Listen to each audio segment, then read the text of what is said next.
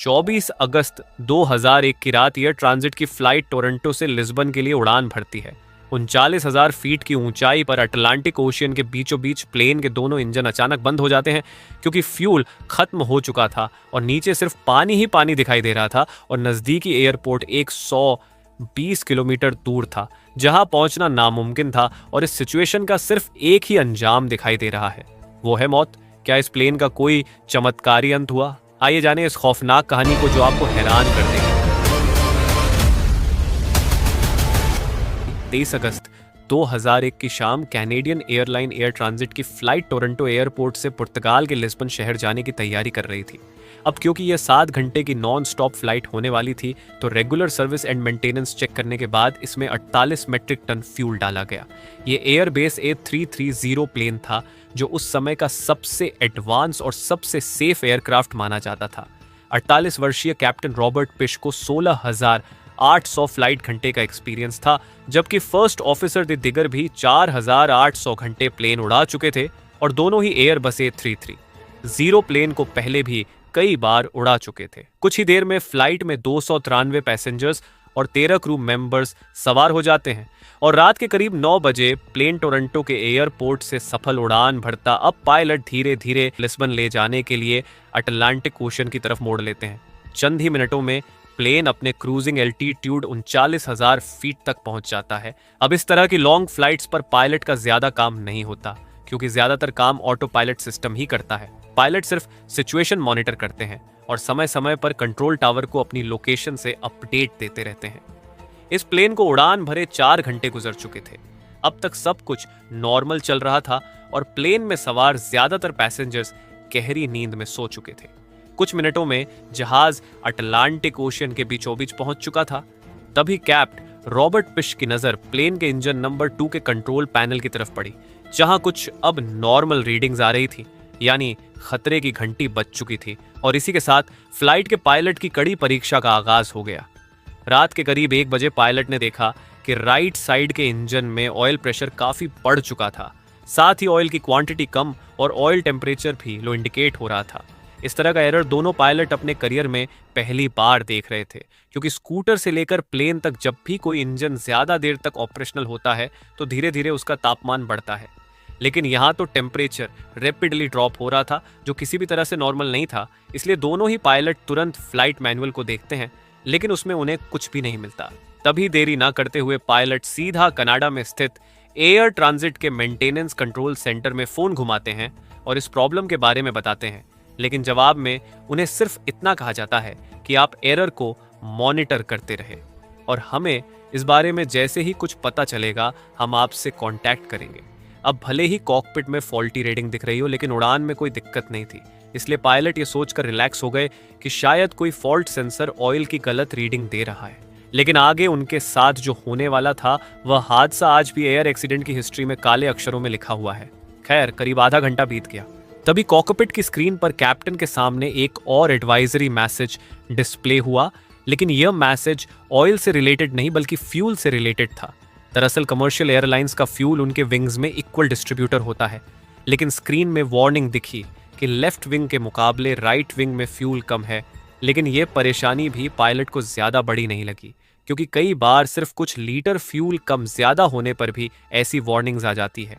तभी cross field valve खोलकर fuel को दोनों विंग्स में इक्वली डिस्ट्रीब्यूट कर दिया जाता है। तो इस बार भी पायलट ने कुछ ऐसा ही किया जिससे दोनों विंग्स में फ्यूल की क्वांटिटी इक्वल हो चुकी थी। मगर 10 मिनट के बाद कैप्टन को डिस्प्ले में लो फ्यूल वार्निंग दिखती है। तभी चेक करने पर उन्हें पता चलता है कि राइट विंग में दोबारा से फ्यूल कम हो गया है और अब दोनों विंग्स को मिलाकर भी इतना फ्यूल नहीं है जिससे लिस्बन पहुंचा जा सके। इस वक्त प्लेन में सिर्फ 7 टन फ्यूल बचा था, जो प्लेन की कुल कैपेसिटी का सिर्फ 6% था और ये भी तेजी से कम हो रहा था। ऐसे में पायलट के पास प्लेन को डाइवर्ट करने के अलावा और कोई रास्ता नहीं था। तभी उन्होंने अपने सबसे करीबी ट्रसेरा आइलैंड में मौजूद लेजस एयरपोर्ट पर लैंड करने का डिसीजन लिया और तुरंत ही वहां के ट्रैफिक कंट्रोल से कांटेक्ट करके पूरी बात बताई। लेकिन दोनों पायलट को यह सवाल खाए जा रहा था कि आखिर फ्यूल कम क्यों हो रहा है और क्या हम लेजस एयरपोर्ट पर पहुंच भी पाएंगे या फिर नहीं। तभी कैप्टन ने तुरंत फ्लाइट अटेंडेंट से कहा कि आप खिड़की से राइट विंग को चेक करो। क्या वहां से फ्यूल लीकेज तो नहीं हो रहा है? लेकिन रात के घने अंधेरे में फ्लाइट अटेंडेंट को कुछ भी नहीं दिखा। अब कंडीशन ऐसी थी कि हर 5 मिनट में 1 टन फ्यूल खत्म हो रहा था।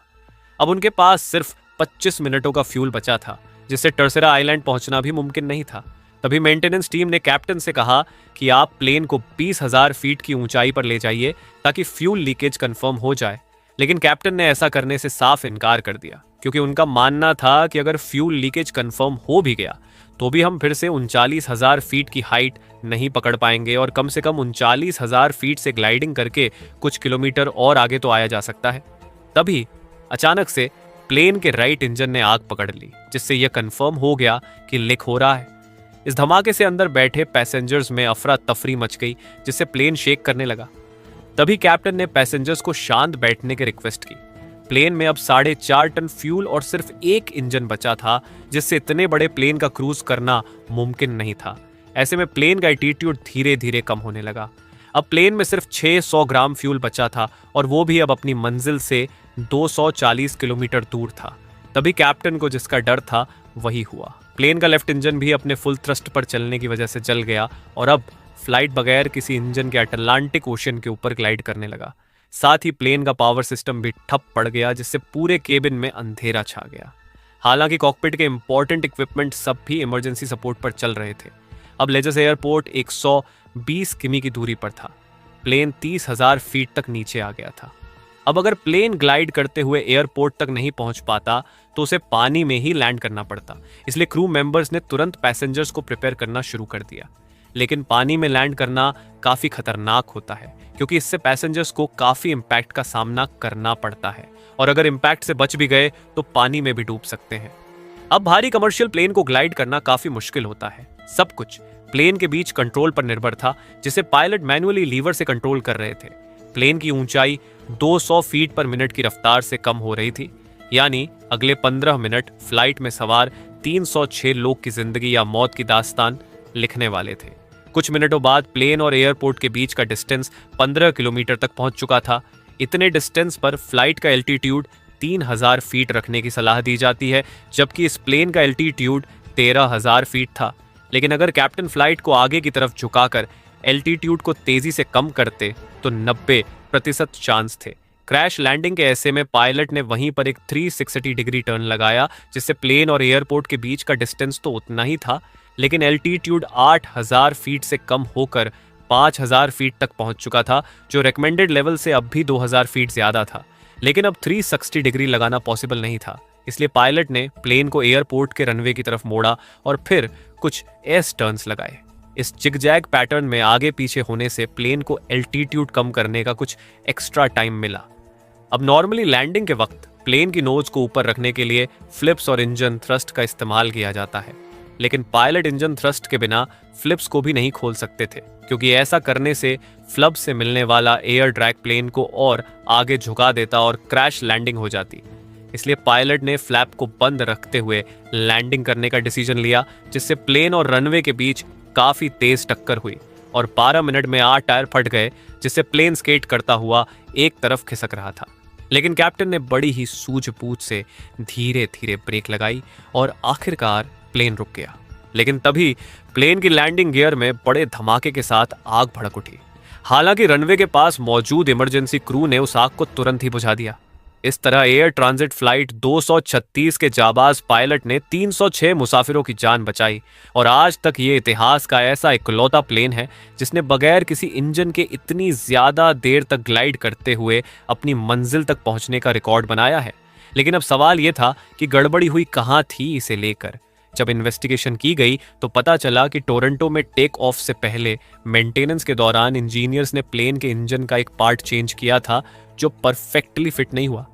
इसी वजह से इंजन की ऑपरेशनल कंडीशन में उस पार्ट में वाइब्रेशन होने लगी, जिसने पास की फ्यूल लाइन को बर्स्ट कर दिया।